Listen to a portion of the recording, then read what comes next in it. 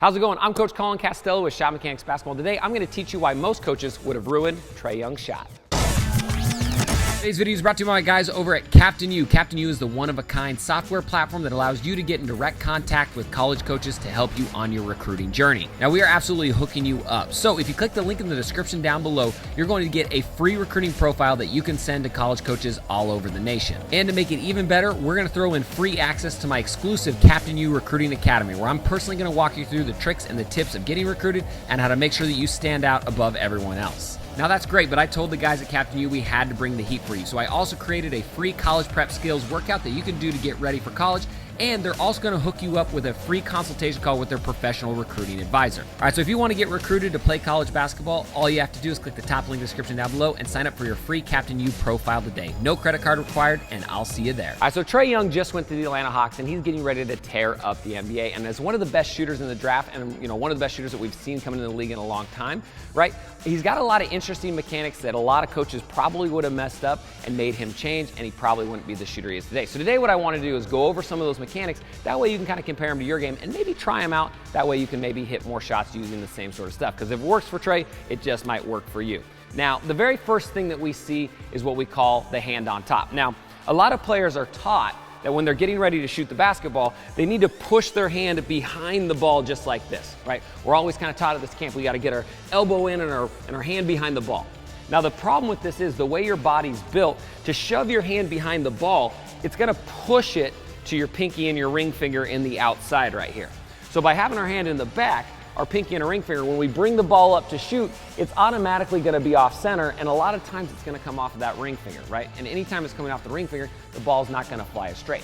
Now, if you watch Trae Young when he's getting ready to shoot, he actually keeps his hand on top of the ball as he's getting ready to load. So as he loads into a shot, his hand comes up, and it's staying on top of the ball, and then it slides under on its way up.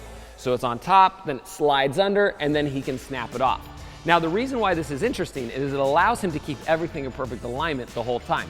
Instead of being jammed behind the basketball and right here and having his elbow out and coming off the ring finger, now it allows him to keep it all straight, and then as he comes up and snaps, everything's in that perfect alignment. One of the reasons why he's so accurate front to back on the rim. So think about your hand position on the ball.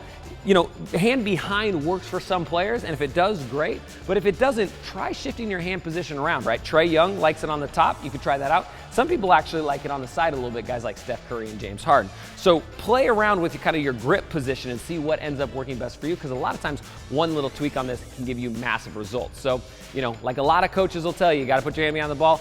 Not necessarily the case. And if somebody would have told that to Trae Young, who knows where he'd be right now. So the next thing that really helps Trae Young out is the turn of his feet. Now, a lot of coaches, always say that you've got to square up to the basket when you're getting ready to shoot.